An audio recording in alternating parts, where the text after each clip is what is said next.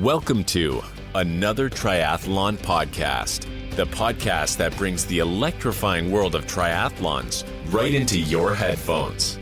Journey into captivating conversations, share the excitement of race recaps, enjoy the humor only a triathlete would understand, and join us as we debunk myths and bring you the bare, thrilling truths of the triathlon world. So feel your heart pound, breathe in anticipation, and get ready to dive into the world of triathlon. This is another Triathlon podcast. Enjoy the ride. Welcome back to another Triathlon podcast brought to you by Mauna Apparel. I'm Jenna and joined as always by Josh and Fede, and we're going to jump into the racing that happened this weekend with the pros and catch up on the training that we're doing in our age group life, racing and training these days, trying to balance it all. But let's say hi to the guys before we jump to the pro racing. Let's start with Josh. How are you doing these days? Still sweating from my run that I just did. We're all, Jenna just worked out. I just worked out. It's just trying to fit it in whenever we can. I'm traveling tomorrow to Chicago for work for race weekend in Supertri and the big Chicago triathlon. So I'm just trying to get in some of my main workouts. Today was a big 8-mile progression run. So literally just finished that up, and three of the last 3 miles were up above race goal pace. So it was a hot one outside, undulating hills. So little extra effort, and checked it off and knocked it out. So it was a good run. I typically do those progression runs on the treadmill just to control them, but this one I did outside because the weather is just like perfect right now. It's like 70 degrees and low humidity. So no excuses. Figured I'd get out and get it done. And had a good weekend down in New York. Went down 24 hours, took a Peloton class, and then did my long run in Central Park. They had a 12-mile run that was organized, bib pickup, aid stations, all that. That's part of their training program for the New York City Marathon. So 2 loops of Central Park was the 12-mile race, and then literally you finish and it cuts off like Harlem Hill, and you come back out the other side. So I finished, didn't even stop running, went right back out and did my last 5 miles and finished. So I still had aid stations on the way back and grabbed a few more gels and boom, came home on the positive side. So it was a great weekend, and that was another just kind of check mark on the box. It wasn't anything spectacular goal wise, but was able to maintain a pretty good pace and pretty good heart rate and allow other people to run past me and faster and not get caught up in the moment of racing and just do what I needed to do. Right. It was one of those things that I'm like, as a coach, I'm thinking like, I want my athletes to go experience that and control themselves in those situations and run your race. And it really does help set that good mindset. So, and then I came home, had an easy workout on Sunday, and one of my athletes raced in that Boston triathlon that I did last year as part of Supertri Boston last year in the Olympic, and he set his huge PR at that race and finished 6th in his age group. So it was a good day as a coach, good week as a coach, and he's going to try and set a 5K PR this weekend too. So some big times going on, and man, just healthy, and Chicago's getting closer. I'm just like trying to check every box on these Tuesday, Thursday, Saturday, big time workouts. And Saturday is going to be interesting in Chicago for work and getting up really early to do 18 miles. And I've got 2 on, 1 off, 2 on, 1 off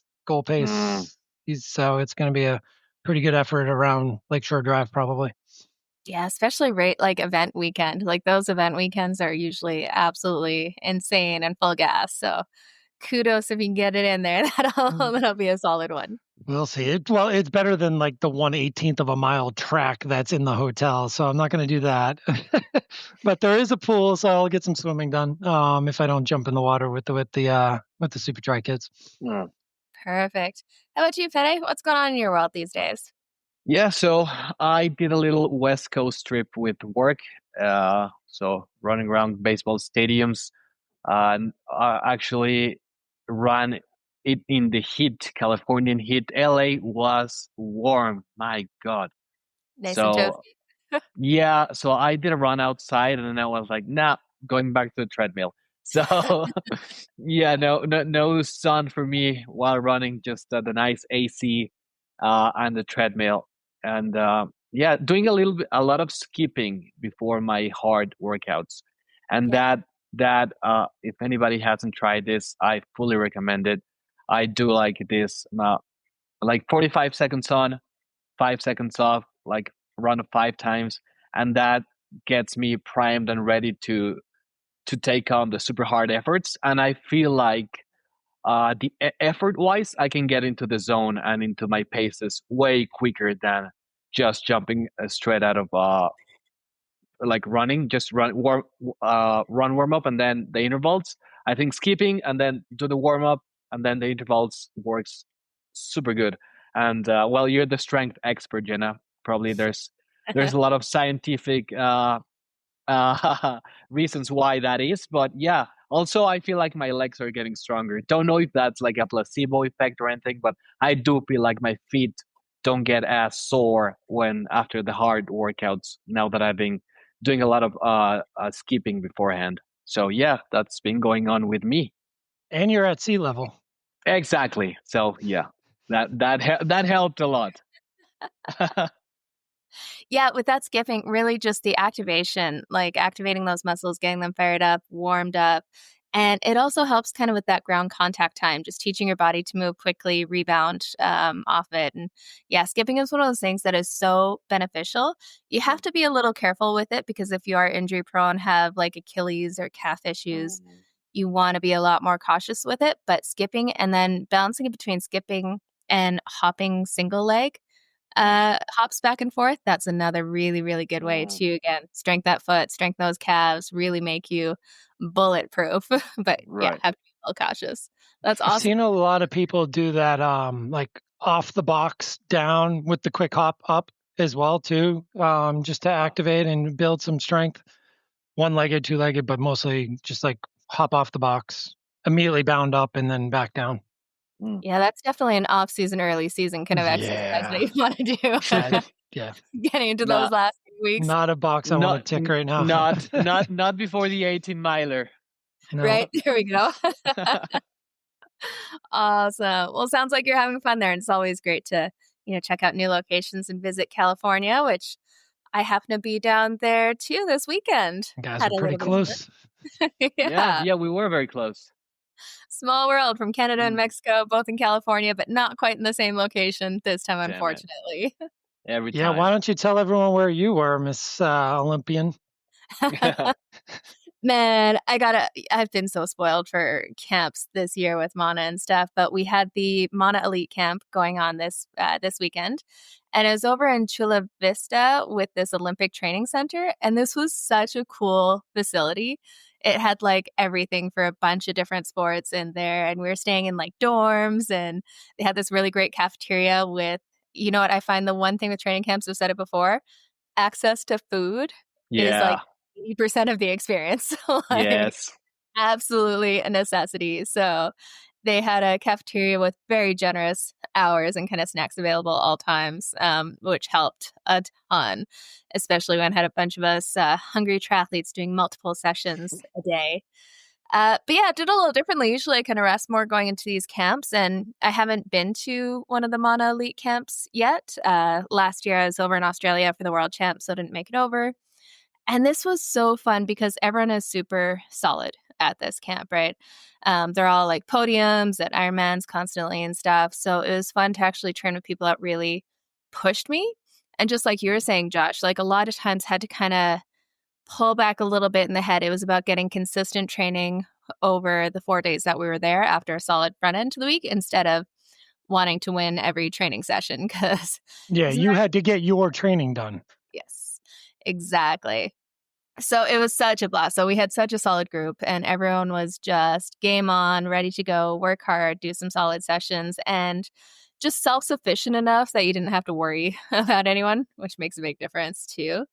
The cool part, we did this seriously epic ride over there in, this was just outside of San Diego. It was a 100-mile ride with 10,000 feet of climbing.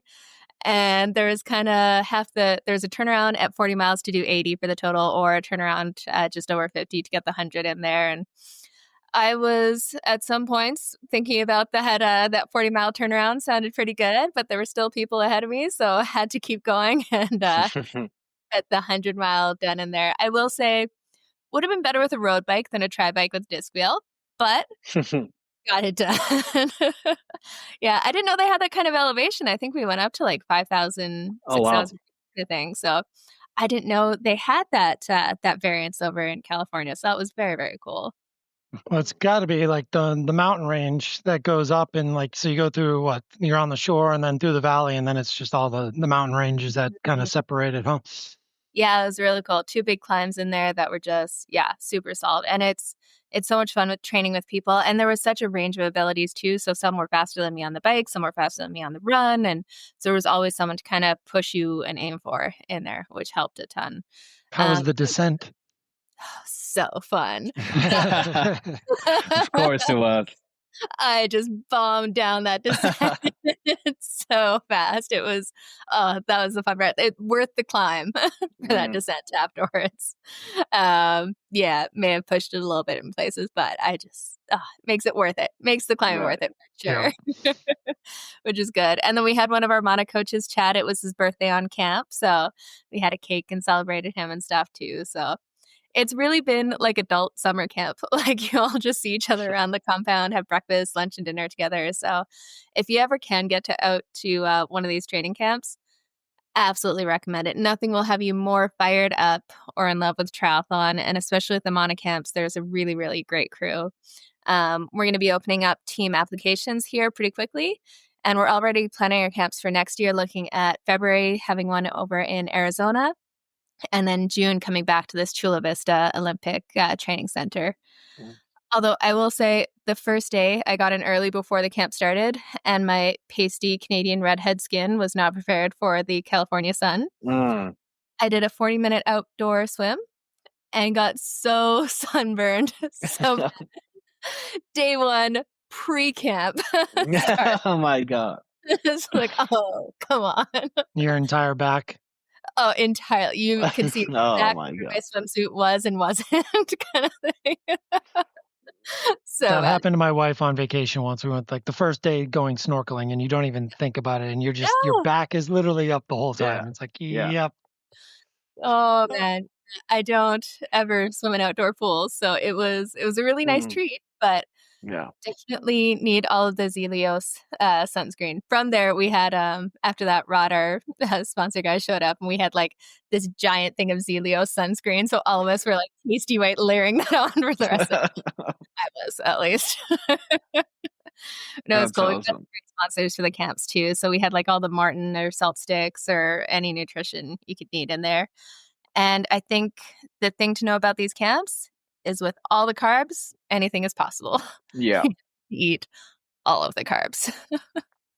Yeah, that was a really good time. So hopefully we will see you guys out at some of the camps next year and get some of our listeners in on it. We're planning them now so that we have all the camp details lined up by pretty much next week, so we can give people a lot more time and notice that they come out and join us, because, man, it's so good. You can't beat it. Well, let's jump into some of the racing that happened this weekend. We didn't have any kind of pro series race or any big ones as we're heading into championship season, but we did have some races with some notable results. So why don't we jump into it? And Fede, let us know what happened with kind of the final Kona slots available, or not Kona, Nice spots available. So, it was the 2 last races for World Champ slots in Nice and in Kona.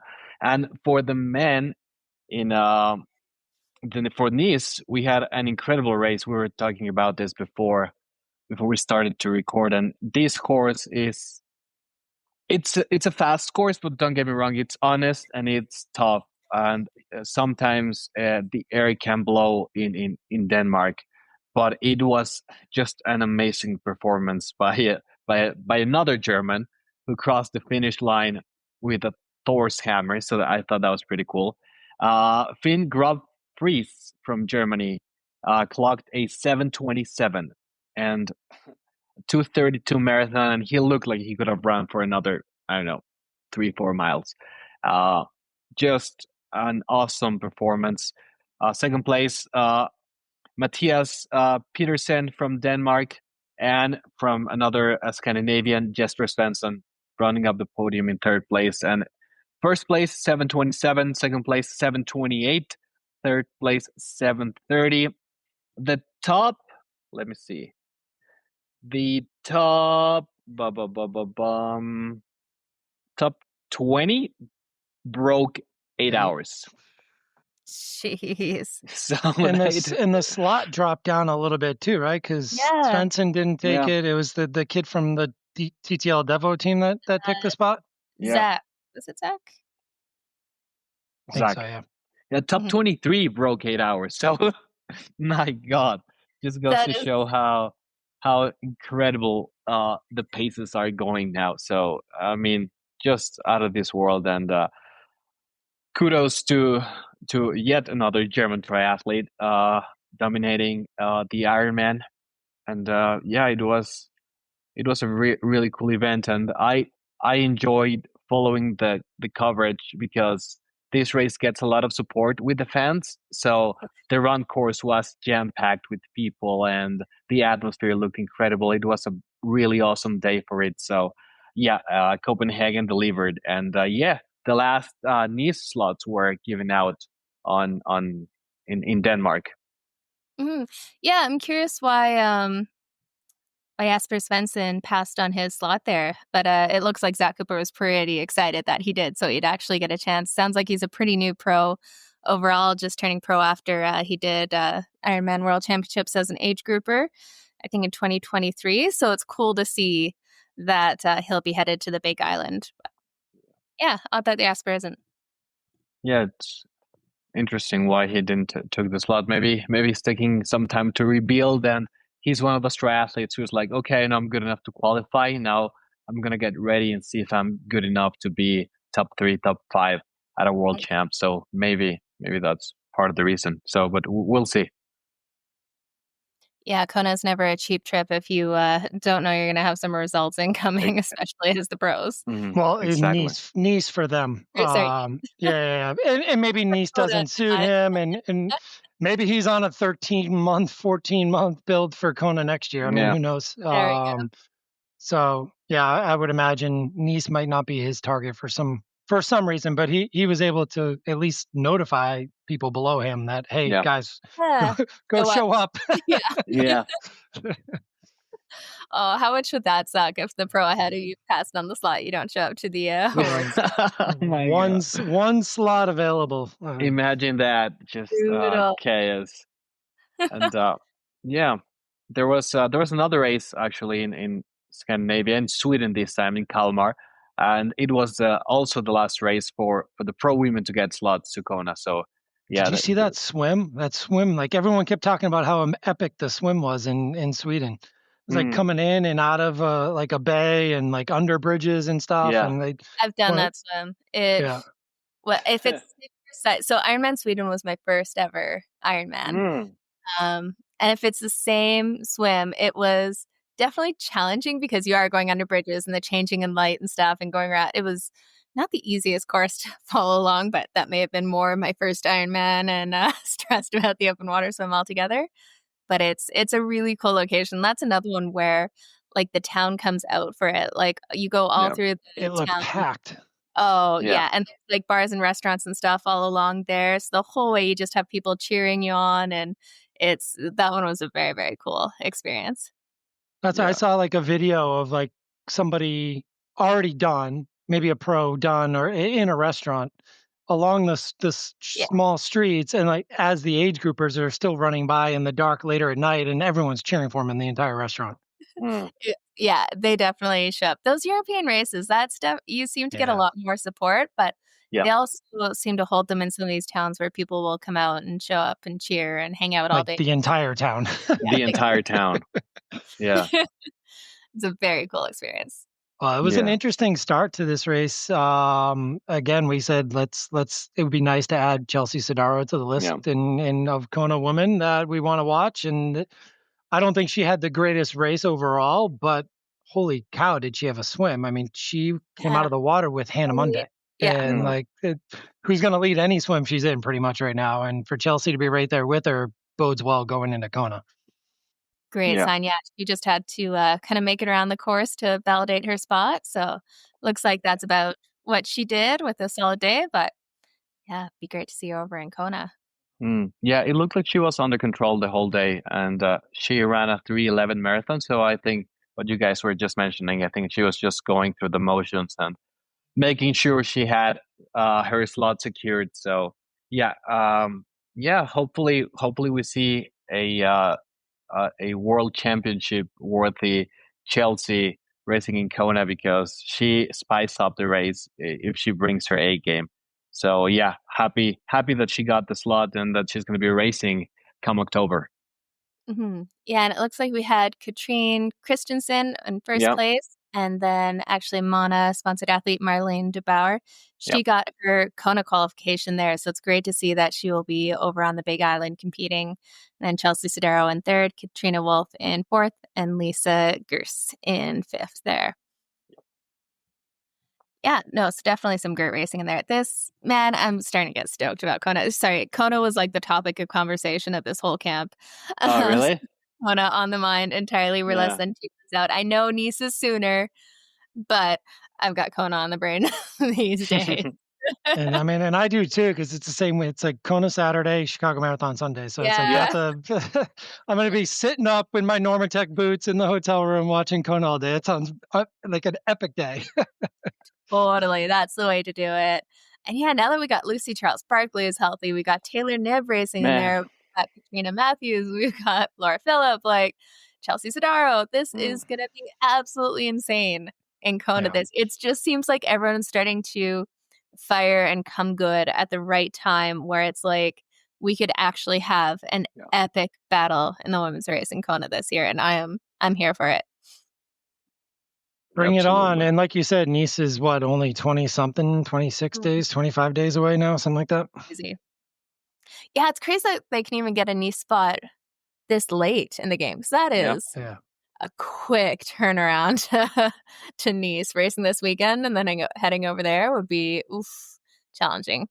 Yeah. Did either of you check the app on Ironman to see the age-adjusted times in the age group races? I did not. It was interesting. Do tell. Yeah, so there were definitely I think it was like over a 10-hour race might have been the top spot at one of them after the age adjustment. So I'm guessing an older athlete. Older athlete, and then there was I think in one of them there was a female in the top 5 or so, but I believe it was a male still at the top, but it was like 50 to 54, which is like that category is really right now based on the number 50, 54, 55, 59. Those guys are still super fast. They're going to make huge jumps in the adjusted times. Mm-hmm. Yeah, and I think we're talking about it this weekend, and I think where there might need to be some adjustments within the algorithm is if you look at it, say, the fastest age group, say men in their 30s, right? The top 20% of men in their 30s are very tightly packed. Like they're all around the same time. If you look at the top 20% of men in their 60s, that's a much bigger gap between the top and the bottom, that 20%, right? And of course, that algorithm is going to even that out. So those older age groups are going to be a little softer on it, because you do have that wide variance, right? Yeah. And it's based on the difference from that 30 to 34 to that age group too. So, I mean, it's a big difference when you have that disparity in the top 20%. Yeah, where it could be like, say, 20 minutes between the top 20% in that younger age group, where it could be 2 hours in the top 20% of the older age group. So, yeah, I think like we said, though, it's like over the next few years, as you kick out a year, the new year is going to help adjust that as we get further and further into this. And it's probably going to take 3, 4, maybe 5 years to get all 5 years fully back into it. So I think it's headed in the right direction. You got to have people have to show up to the slot allocations, and people have to be willing to go and pay. And And then those people have to show up and race well when it comes to the world champs too. Like, I mean, you could go show up and get around in 12 hours at Ironman when you normally are a sub 10, because it's world champs and you're like, whatever, I'm there. I made it. The pay is a big part too. They bumped up the prices on 70.3 Worlds and Ironman World Championships this year. Like it was, oof. And they don't tell you that beforehand. But I think it's like some 1,600 or something for Kona, and then like 800 euros for 70.3 Worlds. Like that in Canadian dollars, that's about $1 bazillion. Yeah, it was like 970 US for 70.3. For 70.3 Worlds.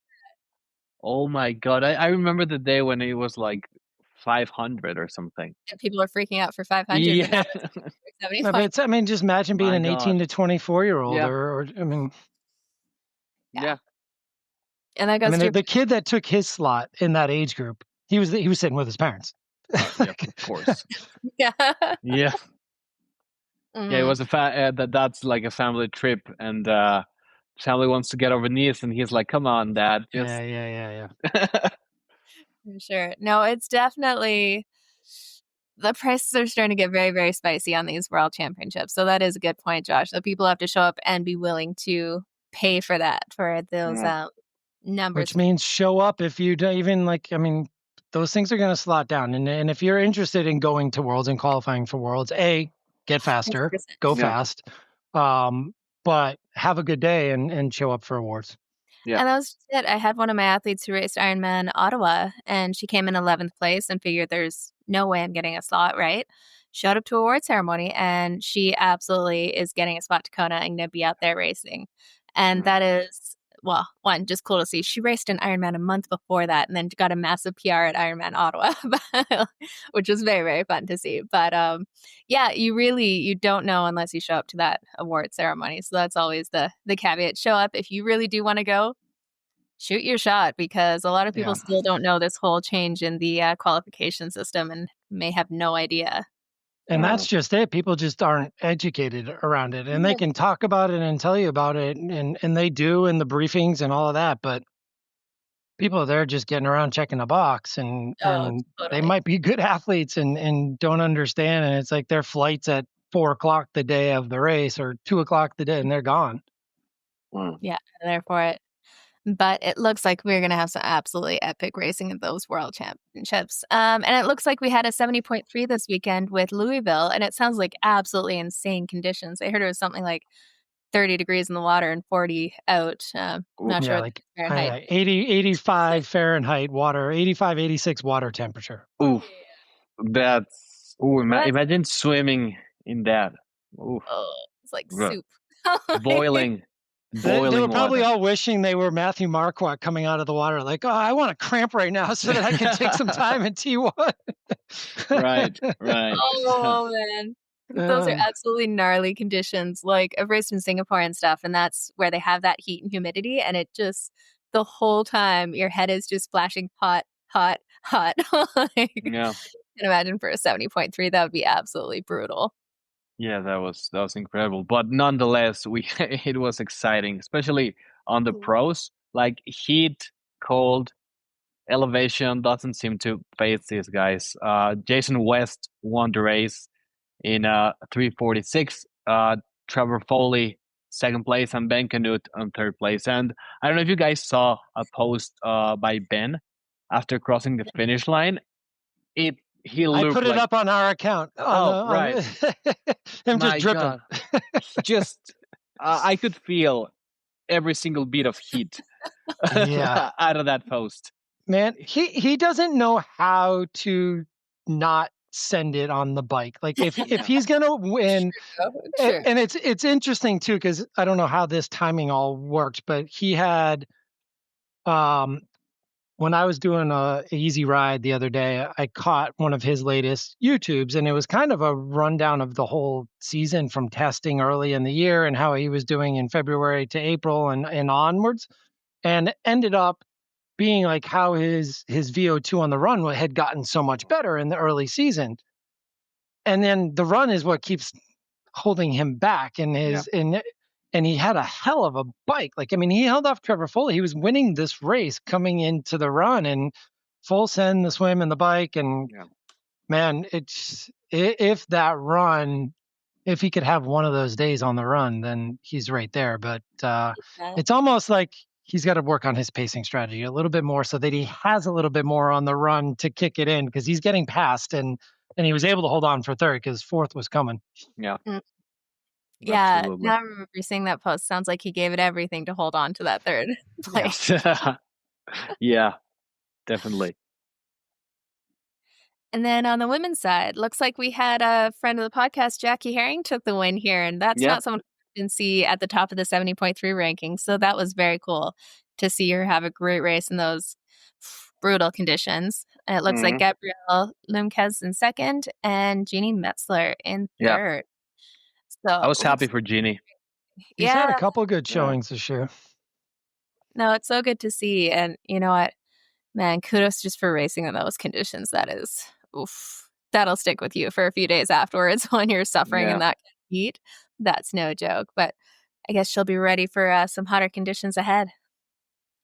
Yeah, definitely a good Kona prep for any of those athletes like Jackie Herring getting ready for the long race. And condolences to Jackie, because she got home back to Wisconsin and the next day had to put her dog down, which was unexpected as well too. So unfortunate there. We've all lost a pet. It's no fun. Yeah, no.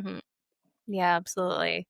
That was her first season with both a Ironman and a 70.3 podium, I believe, or something like that, in a long time. So so it was really nice to see her at that distance show up and do well. I mean, there were some decent pros there at that race, and what a weird or epic, I don't know which one you would call it, finish line type shoot through like a mall, like type outdoor indoor arena. Stadium seating up above. I mean, man, always an adventure with some of these races. Yeah. But we got some racing coming up this weekend. There are no Pro Series or T100 going on, but Josh is headed over for Supertri Chicago. What's going on in Chicago this weekend? What format are we going to see? We are going to see the Supertri format return, same format that we saw last year. So swim, bike, run, continuous 3 times, no break in between. And you will have eliminations only if somebody drops back 90 seconds or further. So Tom will be out there with his red flag and probably his video glasses, and and we do have a lot of debutantes again at this race, like we did in Toronto. So a lot of this season in a down year for Olympians. They're testing the waters in other realms. Like we just saw Alex Yee run crazy 5K in 13:13 or whatever it was, and there's a big WTCS race coming up. So a lot of the pros are kind of prepping for that. A lot of them are testing the waters in T100. So we do have GTB returning to Chicago. So she got her win there last year. So I'm assuming this is going to be another GTB return to form, and especially coming off of T100, where I think she probably felt like she had a chance at a podium there and just never had a chance to get going with the lost nutrition and the flat and all that. So my guess is she'll be leading this race pretty early on and holding on to it into that final and third leg and just kind of running away with it. But you never know. Jean Lahare's been always right there up front. She's back. And I'm trying to think who else. My guess is it's going to come down to the two of them and maybe Gina Serrano as well. So we've got a lot of newbies on the female side and on the male side. You still got Johnny Brownlee though, so hey, maybe Johnny Brownlee shows up and actually gets through transition this time. It's heartbreaking to see him eliminated in that first round last time. That just that's not what you want to see. Yeah. So Chicago's. You got Tyler Mislachuk, Johnny Brownlee still there. Kenji Nina's there, so Kenji will be up front.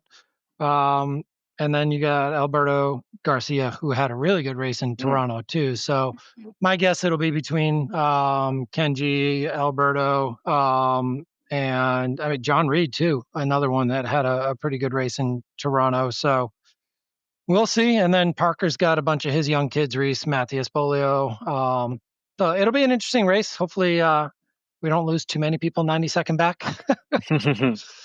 And we get a good finish. I think it's going to be a close finish. The weather compared to last year, I think you remember, Jenna, how hot it was. Like they couldn't find enough ice last year. So we were prepared for that this year. But it looks like temps might not even hit 80 over the weekend, or right around 80. It's more about the wind that they're dealing with in the Great Lakes and stuff right now. So looks like the weather's going to be great for racing. And should be a nice, partly cloudy day. So looking forward to it. Yeah, it'll be fantastic. Yeah, I remember last year behind the scenes seeing all the teams trying to send people off to get ice and cold water and everything because they'd run out of it because it was just so hot in those conditions. And when you're racing that Supertri speed, that short, fast, furious, they are going at 110% and just cooking out there.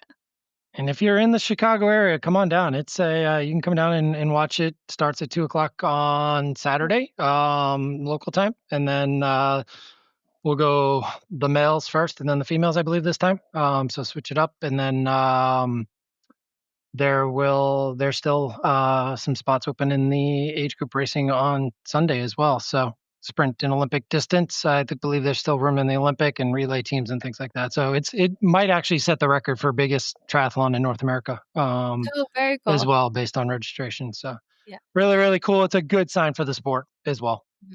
Yeah, definitely. And if you haven't been to some of these Supertri races, definitely go check it out. They've got big like Jumbotron screens so you can see what's going on with the racing. They'll have commentators on site. Usually Michael over there, he'll be calling out what's going on. And so you can definitely get in the action and it's really cool to see how fast these athletes are going up close and personal. Been to a bunch of them. If you want to get real up close, you can buy yourself a VIP hospitality thing too, because that's another next level. But no matter what, you're going to be close to the racing, and it's just a short 1K course. Mm-hmm. No, can't beat it. Well, I think it's going to be a little while till I think we've got T100 French Riviera coming up in not this weekend, but the weekend after that. So we'll see what's going on. And then, like you said, that WTCS racing is pulling the attention of some of these short course athletes. So we'll see some smaller fields across the Supertri and not smaller in Supertri, but different fields in Supertri and the T100 in the French Riviera, because some athletes still want to keep one toe in that Olympic distance racing, because while there might not be points for the Olympics right now, there's definitely a need to stay in that kind of headspace and get a feel for that racing. So you don't want to take a year off completely. Be curious to see how it goes with, you said Alex E will be out there, and we don't know, will we have Hayden Wild out there, and how they go up against Maddie Hauser, who's been just crushing it. Owning it this year. Yeah. Actually, speaking of Olympians, Morgan Pearson is going to be in Chicago too. So that's another name to throw on the men's side. Yeah. That'll be good to see how he comes up against these super short, fast, furious races. Right. How invested is Morgan? That's what we got to figure out. There's the question. Right. Willingness to suffer in the short distances. Yeah. Awesome. Well, we will be staying tuned to everything going on. A little bit of a shorter episode this week with a bit of a quiet couple weekends before championship season kicks off. And we will be back with some of our predictions and thoughts with the races this weekend and looking ahead as we go through the rest of this year. It's been jam-packed. I don't know about you guys, but kind of nice to with lower. We have we have another pro series coming up too, right? They just dropped the start list on 70.3 Austria. Was that what it was? Oh, Zell MC. Yeah. So Kat's racing that. Cam Worf, I believe. Yeah. So that's actually another pro series, 70.3 that some of them are going to drop. Kat needs that 70.3 score. Yeah. So. Yeah, that's the big thing there. So it looks like kind of some of the top seeds there. So she'll take that and 70.3 worlds, right? Would be her 270.3s.